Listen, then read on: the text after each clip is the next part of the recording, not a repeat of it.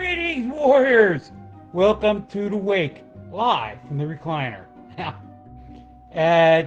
let you guys know, I had my knee operated on 10 days ago now, and I can make it down to the studio, but I can't get my foot in a position where I won't be screaming in pain for, the half hour it takes to do this. So, until I can get my legs stretched out in the lair, you got me on the recliner. So, now, I hope you guys got a chance to see the boss's post-mortem, right? He had never seen Basket Case before, right? Which I'm taking some serious cred away from him in his horror business, because the Basket Case is a must-see 80. Oh, notice my new Blockbuster shirt. A must-see 80s horror film. Now, yesterday, it was just funny. I was supposed to go see a show with Helga, and an Irish show, St. Patty's Day coming up. She's from the Irish side of the crew, and a friend of mine's wife stopped. Well, not a friend of mine's wife. She's my friend too. She popped in and she was like, "Is this one of those movies that we used to watch back in the era?" And memories came flooding back. Now, way back asunder, I had a summer place on a campground. I had a trail on a campground. And down where this place was out in the middle of nowhere, Maryland. It's on the top of the Chesapeake, right? Basically, you got off 95, drove like 45 minutes through farmland, right, and bang, right? Well, they had a video store. They had a general store, in the town, right, which had no lights, one stop sign, a post office that was like the size of like a large porta potty. I mean, his post office was tiny. But they had a video store, and all their videos were all of these horror classics. So when it was miserable out, right, me and my friends, we would go up and we would rent, a bunch of these movies, right, because it was miserable out, couldn't go fishing and all that, so we would sit, have a couple pops and watch these movies. And this movie popped into my head. Now, I have a group of friends, right, and they usually follow my lead because I'm the one that likes all of those wacko horror movies, right?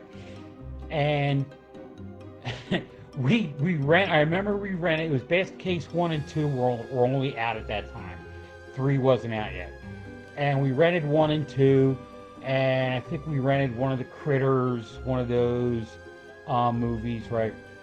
And we sat all day and we watched it.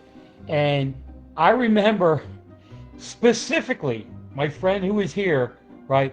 She had to get up and leave because she was like, "This movie is gross and ridiculous." Hence why I loved it. You know what I mean? And guys, if you get people, I had a couple people write me, right? And they were like, that movie was just horrible. Why would you show it, right? Because to me, and a lot of other people that like the horror genre, right? That's a classic. It's hysterical. It's totally mocking the horror industry, totally mocking all kinds of other film genres, right? Love stories and things like that, right? And it was just I think it's hysterical. I love that movie. And to listen to John on the post-mortem, right, go, "I was going to throw up." Dude, man, you're not going to enjoy Frankenhooker then, I'll tell you that. And that's what we have coming up next week. Now, Frank Hodenletter, I think I got it right that time. He did the Basket Case. He did this. Oh God, I can't think of the name of the movie. See, I should do my research, but the oxy's kicking in. Ooh. But what was I saying? Oh, but it's yeah. I forget where I lost my train of thought. True. But it's one of those movies that you just sit back and you watch and you laugh. It's one of those guilty pleasure movies. And so he also did the Basket Case trilogy, right? And then Frankenhooker. Now, Frankenhooker, for the longest time, I thought was part of the Reanimator series, right?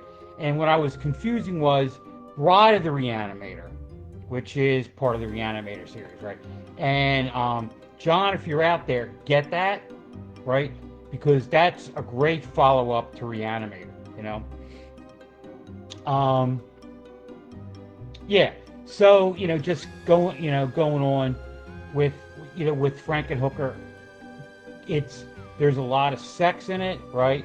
Basically, it's guy's girlfriend dies, right? An invention he made, right, kills her, right? And in his grief, right, he decides to rebuild her, like the Bionic Man. Dum, dum, dum, dum, we can rebuild her, right? And goes to rebuild her through the bodies of hookers that he had over at his house for a party that got blown up. How people come up with these themes is hysterical. It just breaks me up to no end. All of the craziness that goes through people's minds that actually make it down on the film. And I love it. Right? Now, things that the doc and I had thrown at John trying to get a hold of, right? One, Reanimator, Bride of the Reanimator, right? And then there's a handful of other films, and I don't want to say them all, because if we don't get them, you'll be disappointed, right? And if we do get them, it'll be, I can't wait till you guys see them. But, there was a movie that I saw on Tubi, and I'll give you the hint, right? Because I posted my review on it, I think. It's called Mom, and it's a mom werewolf movie. I'm hoping it's PD, or I'm hoping it's inexpensive to pick up the rights for it. That would be the perfect Mother's Day movie next year. We already have one planned for this year. And it was hysterical. And since I've been home with the knee, right, I've been watching like Tubi and a lot of like other really like TV shows that I haven't watched in a while, right? And it's just funny because I recently picked up, I've always been hey Tom, how you doing? Three Musketeers fan, right? And recently, I've been watching on Peacock and a couple other channels, right? That the Three Musketeers. There's a TV show that was done by the BBC, right? And BBC or BritBox or whatever one it is, right? And I've been watching that. Really good. Peter Capaldi, the last Doctor Who before the chick, right? He was in it. He was the Cardinal Richelieu, right? He was a perfect swarmy. Peter Capaldi, he's in a movie you can watch and you can hate him, and another movie you can love him. He's that good, and I really would love for him to break into major movies, because he could be a leading man in a movie. He would be great, And if he has been in those movies and I haven't seen it, on me. But so that I watched the 2011 Three Musketeers, and then I'm going to go back and I'm going to watch the Michael York Three Musketeers that were in the 70s. I think it's the Three Musketeers or Four Musketeers, Man in the Iron Mask. I think they actually have a Fifth Musketeer one. And then there's ones from the late 80s, early 90s that has Kiefer Sutherland in it, right? And and that was actually really good too. And I think they did that. It was the Three Musketeers and the Man in the Iron Mask. And if you guys know about that whole genre, right, you guys will love it. It's And then next is Zorro, right? it's another rabbit hole I'm going to be going down, you know. But so anyway, back to Cemetery Cinema. I digest. All right. So after Frankenhooker, right, which, like I said, it's a movie for adults, no kids, and some adults you might not want to watch it. There's a lot of sex and gore in it, right? And it's like, you know, like in Basket Case, right? There was freak sex, right? And wait till you see Basket Case 2. Oh God. If you thought you were getting sick, right, on Basket Case, wait till you see Basket Case 2 and the freak sex that they had, because there's another. I can't tell you. All right, but yo, my son John is on. What's up, Johnny? Obviously, you're sitting on the beach down there in the Keys, enjoying yourself. Oh, sorry about that. We up here in the Chester County area outside of Philly, we're having a ton of high winds, which is causing a lot of pole fires, which, as you guys know, I'm a member of the fire company. I can't make it, obviously, because I can't be standing in the street directing traffic. But yeah, we've been having a lot of pole fires, so that's what that mess was. Yeah, who's writing me here? Oh, yeah, and Frankenhooker is on next Saturday, Saturday night at 8 o'clock. So like I said, so Frankenhooker, right? If you love good classic drive-in horror movies, you'll love Frankenhooker. It's not for everybody, okay? It's funny. You will laugh your backsides off, right? But you have to remember, right, it's about a guy reassembling his fiancée with the bodies of dead hookers. Right. Yeah. Now, after that, we have I'm Haunted, right? I'm Haunted 4, right? Which is the Elizabeth Chamberlain movie series. She's only in it for about 5-10 minutes. And basically, she has one scene where they're in the I'm Haunted verse, whatever it is, right? And then a lot of scenes from I'm Haunted 1, right? And she's allowed us to pick up one of her videos, which is Creep by, I can't think of the name of the group, and one of her shorts, right? And the one short that she allows to use, it's like the gym version of The Office, right? So if you guys have seen The Office, right, you'll understand what this is about, and you'll enjoy it, right? So we're going from the I'm Haunted scary to music to like a little bit of comedy. So we're going to have it all in there, you know.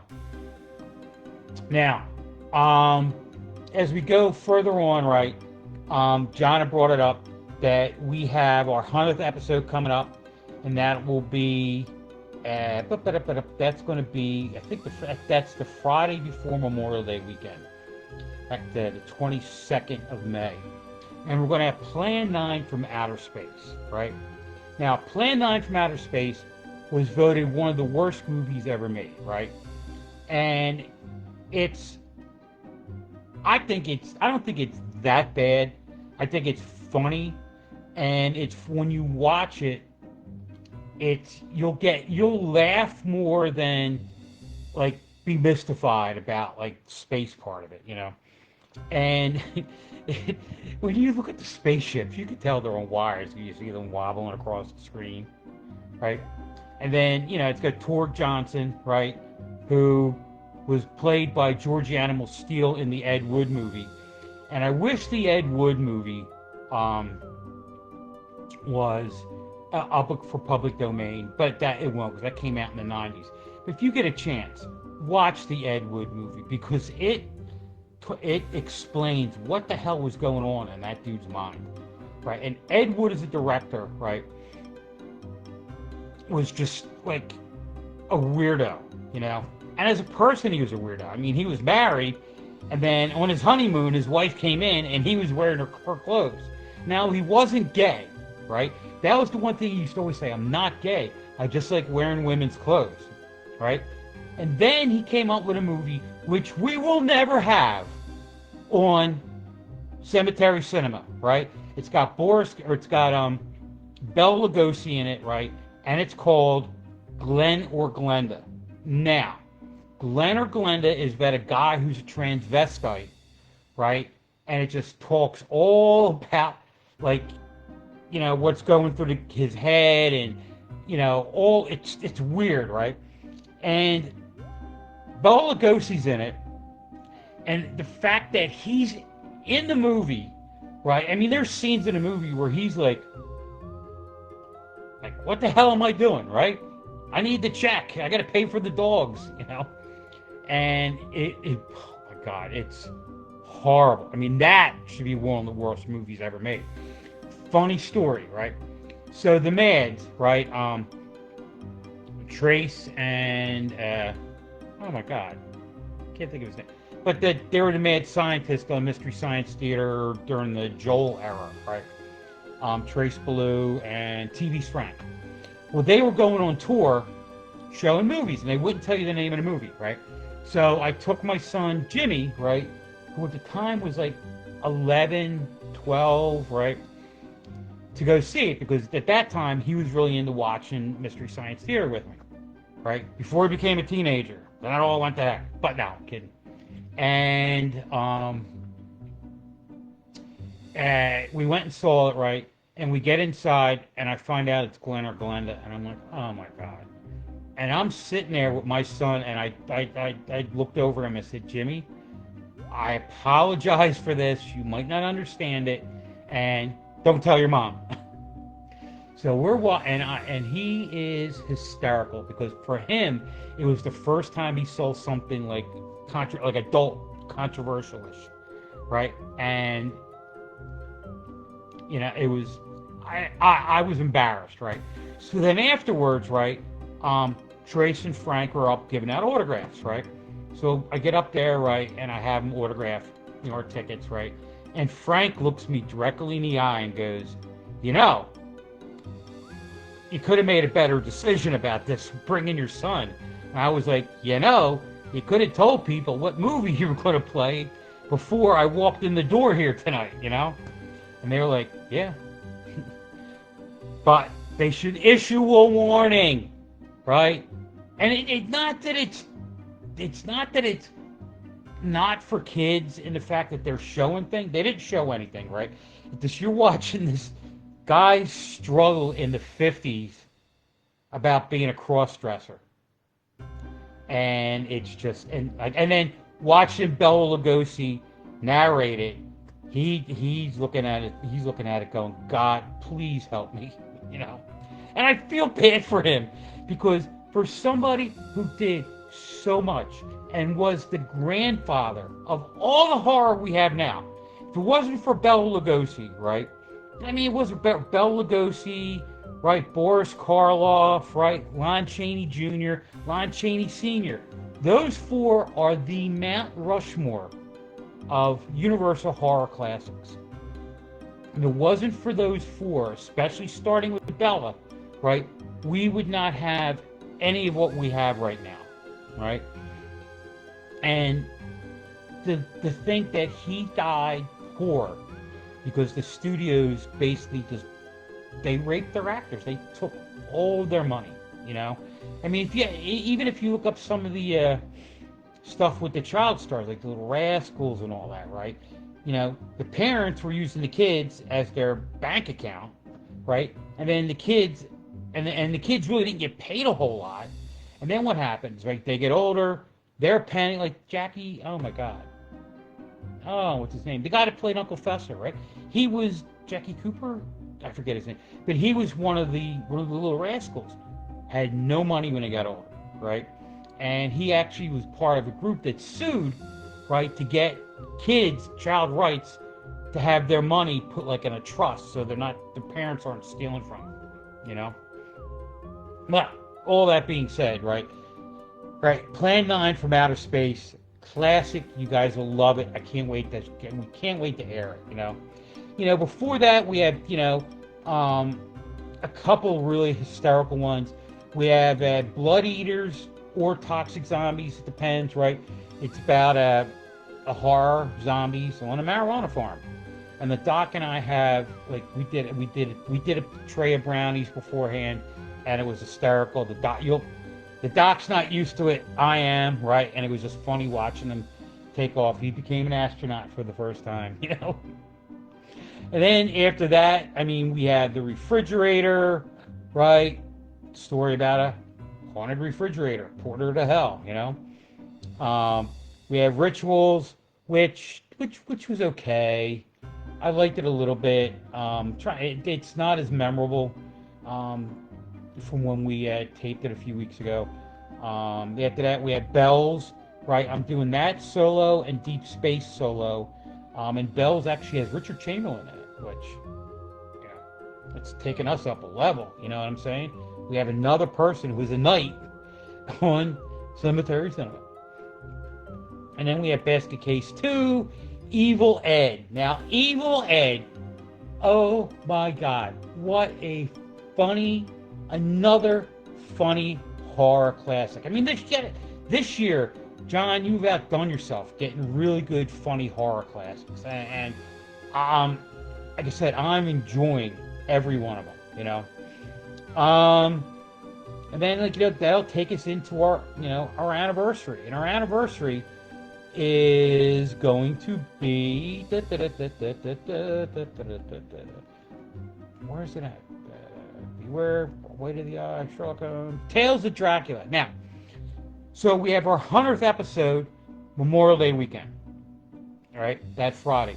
And then we have our second anniversary, and that's going to be on Father's Day weekend. Perfect for John and I. Both of us are dads, And John has acquired 2 movies from this one director. One's an hour, one's about a little bit more than half an hour, right? But it's Tales of Dracula 1 and 2. And independent, right? And I can't wait to watch them. The doc has been friends with the guy, and he actually has an interview that he did with him that we're going to load. He's going to add in some of the stuff for our anniversary show. And that's fantastic, and I can't wait, pardon me, to see that, and again, 2 years. Who would have thought, Another big thing that we got coming up is once we hit our 100th episode, right, we're going to start syndicating. So if you are somebody who has a TV station or an internet station like Throwback, Vortex, Betamax TV, B-Movie Mania, all of those, right, let us know. John is going to put us out there for syndication. I don't know how all that works, right? And we're going to be on a lot more stations, I'm also going to be making a big push, not this week because I'm still, taking the meds. I'm still kind of out there some days, like sleeping a lot. And I'm going to be making a mad push for advertisers. Now, for $50, you could advertise on our station, right? And it could be anywhere between 30 seconds and a minute, right? So you could have a whole minute of TV, right? It'll be on our station every day, 4 times a day, okay? 4 times a day for $50, right? For 6 months, right? It's like a steal, right? And how it's going to work is one's going to air in the morning, one's going to air in the afternoon, one's going to air during the evening, and one will air overnight, right? So it'll air, and then I'm sure if you say to John, like, hey, can you make sure that my commercial is during Cemetery Cinema, I'm sure John will throw it in there, right? But look at all the sports that we have, right? And look at all the other hosted shows that we have. First of all, during the day, a ton of retro programming, right? Sky King, Lone Ranger, right? You can't get Invisible Man. You can't get any better good retro programming. It's just like in the 80s right? The 70s and the 80s for guys like me, right? To sit back and watch all these great shows, right? And then every night they have movie showcases, right?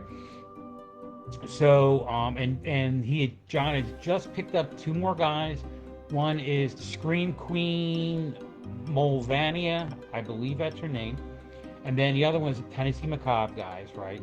And then other than the Midnight Movie and Creature Features and Lord Blood Raw and the Spider Lady Beware Theater, all those shows, right? And then, and then Lobo and Sally, the Zombie Cheerleader, all these great hosted horror shows, which are bringing a ton of people to our station. We have been averaging in this year, 2026, 12 million 12 million views per month. Look at that.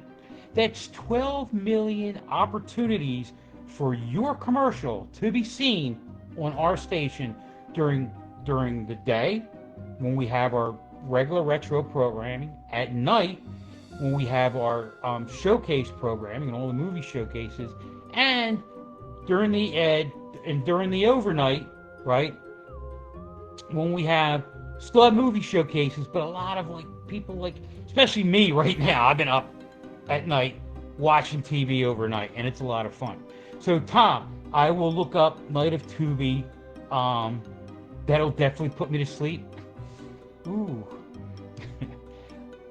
All right, I'm hoping you're not kidding, because I want to turn it on and watch it, and all of a sudden, the first scene, the guy's doing the entrail dance. All right.